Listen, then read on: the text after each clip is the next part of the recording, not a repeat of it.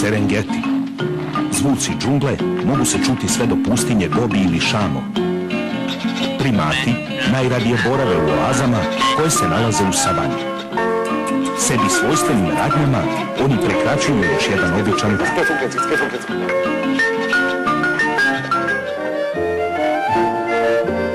Šimpanze popodnevni odmor koriste za trebljanje vaši.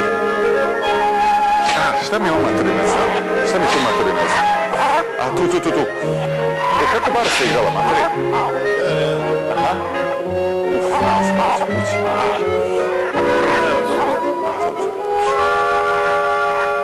Gorila mužijak, zvaćemo ga Bo, svestan svoje moći, gleda šta se dešava u oazi.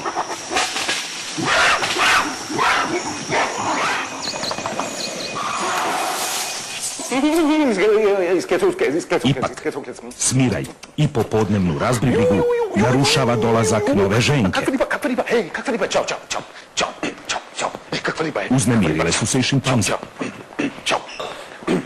Na kraju i poslovno usporeni šumski gorila obraća pažnju na pridošlicu. Kakva riba? Bio je to još jedan običan dan u nacionalnom parku Serengeti.